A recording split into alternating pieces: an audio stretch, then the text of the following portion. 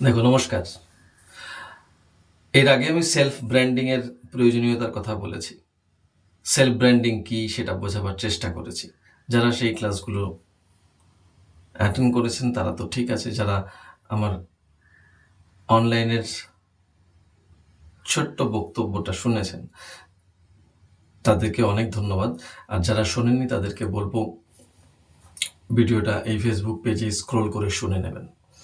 আর তারই দ্বিতীয় ভাগ হিসেবে আমি যেটা শুরু করতে চলেছি সেটা হচ্ছে যে এখন একটা ট্রেন্ড দেখা যাচ্ছে, ছোট ছোট ছেলেমেয়েরা বা বড়রা অনেকেই বিভিন্ন রকম রিয়েলিটি শোতে ক্র্যাক করতে চলেছেন এবং সেখানে তারা অংশগ্রহণ করছেন। That's a good sign. আমাদের সময়ে একটা সময় ছিল, সেই সময়টা যে সময়টা আমরা বড় হয়েছি, সেই সময় সারা বাংলা আবৃত্তি প্রতিযোগিতা, সারা বাংলা বসে আঁকো প্রতিযোগিতা, সারা বাংলা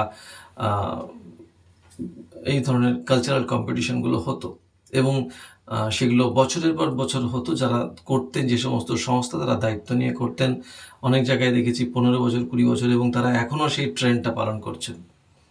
তাদের একটা গরিমা গড়ে উঠেছে সবার মনে। আর এখন যেটা ট্রেন্ড হয়েছে সেটা হচ্ছে সরাসরি ইন্ডিয়া বিকাম ডিজিটাল নাও। এখন সরাসরি ছোট ছোট ছেলেমেয়েরা চান্স পাচ্ছে টেলিভিশনের পর্দায় এবং বিভিন্ন রকম ওটিটি প্ল্যাটফর্মেও তাদের পারফরমেন্সগুলো নিয়ে আসা হচ্ছে। তার ফলে তাদের সুযোগ অনেক বেশি বেড়ে গেছে, গ্লোবালাইজড হয়েছে ব্যাপারটা। অর্থাৎ একটি ছেলে মেয়ে এখানে যে পারফর্ম করছে, সেই পারফরমেন্সটা এক লহমায় দিল্লি, বোম্বে, মহারাষ্ট্র বিভিন্ন জায়গায় পৌঁছে যাচ্ছে, পৃথিবীর বিভিন্ন প্রান্তে পৌঁছে যাচ্ছে এবং তাদেরকে নিয়ে কাজ করবার সুযোগ অনেক বেড়ে যাচ্ছে। এতে ছেলে মেয়েদের ভবিষ্যৎ এবং ভবিষ্যতের প্রসপেক্ট অনেক বেড়ে যাচ্ছে। এখন প্রশ্নটা হচ্ছে কোন কোন বিষয়গুলোর উপরে এখানে বিচার্য হয় যাতে করে ছেলেমেয়েরা চান্স পাবে। সেই টপিকসগুলোকে আমি আজকের ভিডিওতে পয়েন্ট আউট করবার চেষ্টা করছি। Number 1, how to stand. Number 2, how to present yourself. Number 3টা most important, what is your objective. আপাতত আজকের ছোট্ট পরিসরে এই তিনটে নিয়েই আলোচনা করব। প্রথম কথা হচ্ছে, বাবা মায়েরা তোমাদের সাথে লাইন দিচ্ছেন, তোমরাও লাইনে দাঁড়িয়ে আছো। এটা খুব সিম্পল ব্যাপার। সেখানে গেলে একটা জায়গাতে একটা দীর্ঘ লাইন পড়ে, সেখানে তোমরা দাঁড়াচ্ছ এবং সেখান থেকে তোমাদেরকে একটা হলে ডাকা হচ্ছে ইন্টারভিউর জন্য। কখনো কখনো বাবা মায়েদের সেখানে এন্ট্রান্স দেওয়া হয়, কখনো কখনো দেওয়া হয় না। সাধারণত দেখা হয় যে ক্যামেরা ফেসিংটা কতটা আছে, ওর স্মার্টনেসটা কতটা আছে। ও যে দাঁড়িয়েছে, দাঁড়াবার পরে ইতি উতি ও এদিক ওদিক, মা কোথায়, এই ধরনের একটা বোকা বোকা ভাব আছে কিনা। যদি থাকে তাহলে সে প্রথম নজরেই ক্যান্সেল। বাকিটা নাড়িচাড়ি খানিক্ষণ দেখা হয়, কিন্তু ফার্স্ট অ্যাটিটিউডে কিন্তু সে ক্যান্সেল হয়ে যায়। তাহলে প্রথম কি হলো, একটা ছেলে বা মেয়ে স্টেজে যে যখনই তাকে ডাকা হলো, তার অ্যাপিয়ারেন্সটা দেখা হচ্ছে, সে কতটা ক্যামেরা ফেসিং। তাকে অনেক সময় অড কোশ্চেন করা হয়, কিন্তু সে তার অ্যান্সারের মাধ্যমে বিচারককে কনসেন্ট্রেট করতে বাধ্য করে। এই জিনিসটা ডিফারেন্স আছে। 100টার মধ্যে 80 থেকে 90টা ছেলে মেয়ে ক্যান্সেল হয়ে যায় এই অ্যাপিয়ারেন্স সেক্টরে। কেউ এসেই ওই বোকা বোকা ভাব যেটা বললাম, বাদিক ডান দিকে মা বাবাকে খোঁজে, কি বলবে বুঝতে না পেরে এরকম একটা ভাব করে। তো এইখানে 80-90% ছেটে যায়। এখন বলতে পারো যে তাহলে ওদের লাভটা কি। ওদের লাভ হচ্ছে, যারা ওটিটি, যারা প্ল্যাটফর্মটা আয়োজন করেছে, তাদের লাভ হচ্ছে তাদের ওয়াইডনেসটা অনেকটা বাড়ছে। তারা সিলেক্টেড ছেলে মেয়েদেরকেই ডাকতে পারে, তা না করে তারা কি করছে, সাধারণ মানুষের মধ্যে ঢুকে যাচ্ছে। অর্থাৎ সবাই তো আর শিল্পী নয়, এখান থেকে দর্শকও তো হবে। যারা অংশগ্রহণ করতে আসছে, যারা চান্স পাচ্ছে না, তাদের মনে হয় একটা কৌতূহল তো হবে যে আমি পেলাম না, অমুক পেলো, ঠিক আছে অমুকের পারফরমেন্সটা দেখি, আমার মেয়ের চেয়ে বড় কীরকমভাবে হয়। এই যে মনের মধ্যে একটা আকাঙ্ক্ষা বা একটা জেদ বা একটা মনোভাব জন্ম নেয় যে ঠিক আছে আমার মেয়ে হয়নি, তাহলে কি পার্সিয়ালিটি হচ্ছে, অমুক তমুক।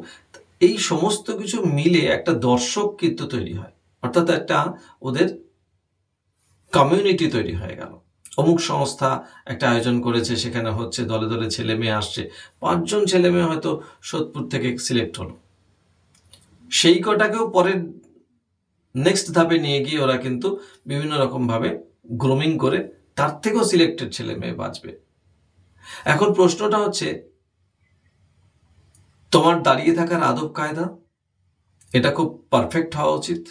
তোমাকে যতই ক্যাজুয়াল প্রশ্ন করুক না কেন, তুমি তোমার খোলসটা ছেড়ে বেরোবে না। অর্থাৎ ফার্স্ট অফ খেয়াল রাখবে সেলফ ব্র্যান্ডিং।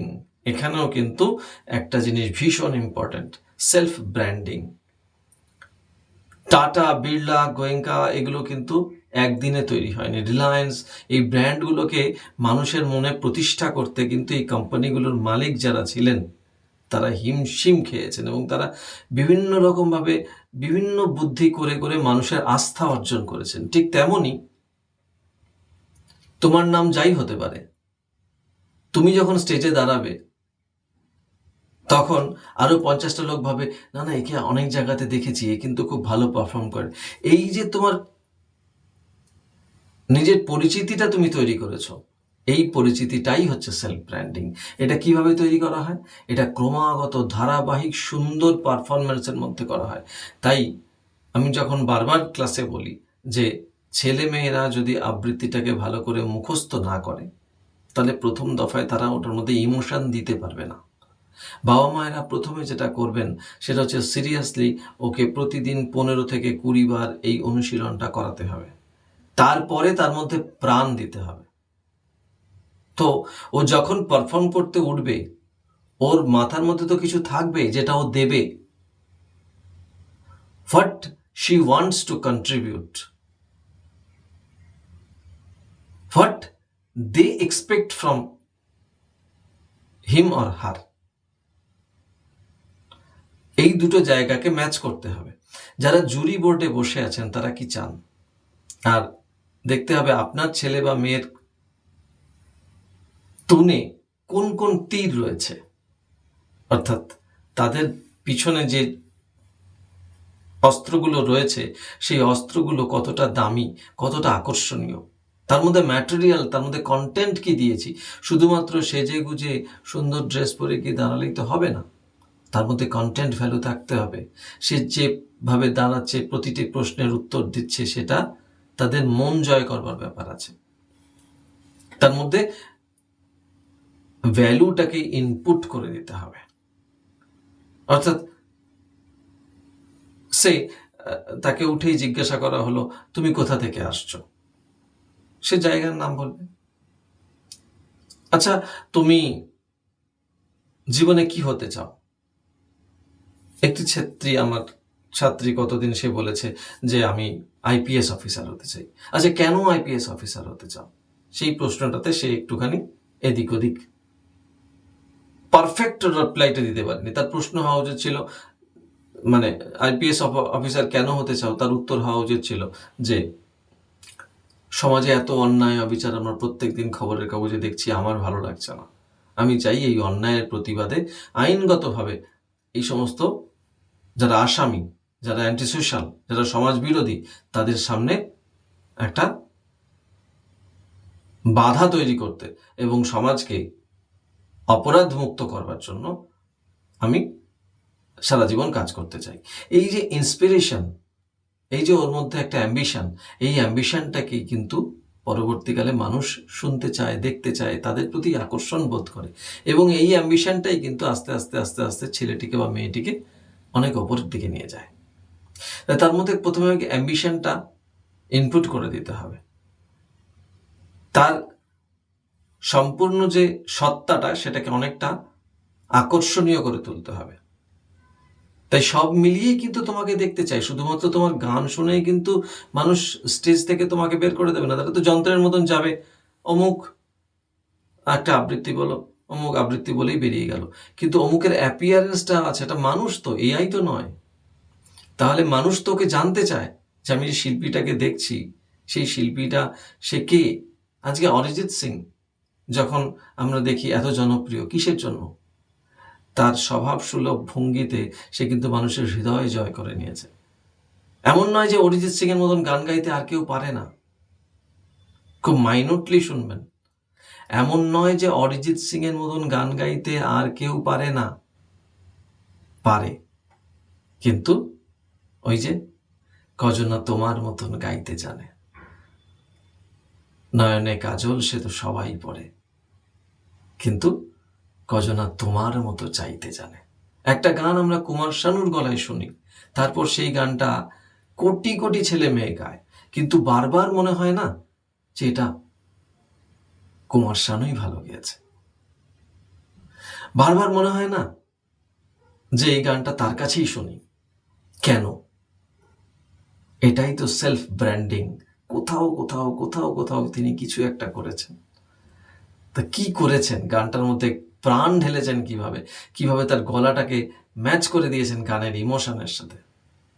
তাই কবিতার ইমোশনের সাথে তুমি কিভাবে নিজেকে ম্যাচ করছো, তুমি কতটা কানেক্ট করছো, তুমি কিভাবে প্রশ্নগুলো তুলে দিচ্ছ মানুষের মনে, তীক্ষ্ণ প্রশ্ন বাণ, যেটা মানুষ ইগনোর করতে পারছে না, সেই জায়গাটাকে তৈরি করতে হবে।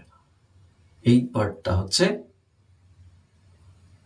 Second part. আমাদের কি ছিল? যে how to present your self.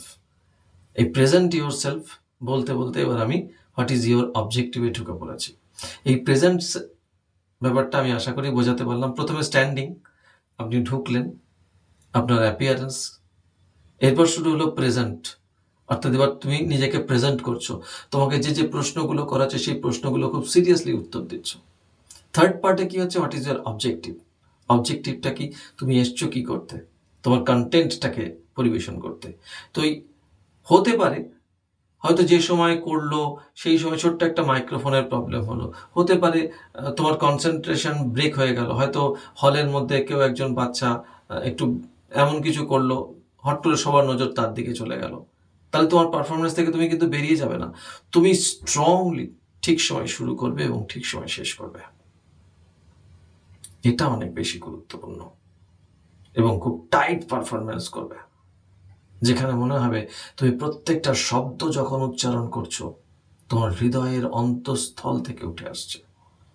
প্রত্যেকটা শব্দ যখন তুমি উচ্চারণ করছো তোমার মনের ভেতর থেকে উঠে আসছে। এবং তার কবিতাটার লাইনে সেটা কি প্রশ্নবোধক না উত্তর, সেটাকে বুঝতে হবে। তুমি কি প্রশ্ন করছো? যদি প্রশ্ন করো তাহলে প্রশ্নটা তীক্ষ্ণ হোক, যদি উত্তর দাও তাহলে উত্তরটা সপাট হোক, যদি সেটা স্টেটমেন্ট হয় অর্থাৎ সেটা যদি বয়ান হয়, সেটা যদি নিয়ম হয়, তাহলে নিয়মটা বলিষ্ঠভাবে উচ্চারণ করা হোক। এবং তার সাথে সাথে কবিতার যেটা এসেন্স আছে, অর্থাৎ যে একটা সুন্দর ভাব রয়েছে, সেই ভাবটা যেন তোমার মুখে, তোমার গলায় পরিষ্কার ফুটে ওঠে। অর্থাৎ এক্সপ্রেশন, যাকে আমরা বলছি এক্সপ্রেশন এবং অ্যাক্টিং, এই জিনিসটা পরিষ্কার হওয়া উচিত।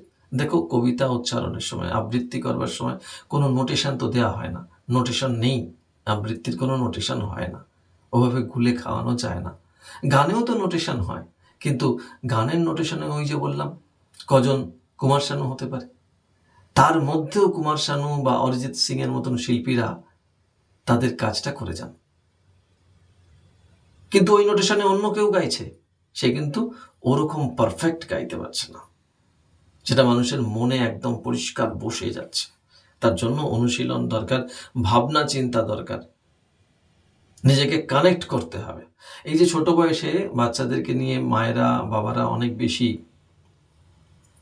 এক্সপেকটেশন করে ফেলছেন, সবাই ভাবছেন যে আমার ছেলে মেয়ে চ্যাম্পিয়ন হবে, সেখানে কিন্তু তাদেরও একটুখানি নিজেদেরকে মানিয়ে নিতে হবে। এটা নিয়ে বলবো আরেকদিন। আজ এই 3টে পর্যায় নিয়ে বললাম, কেমন লাগলো আপনারা সবাই জানাবেন।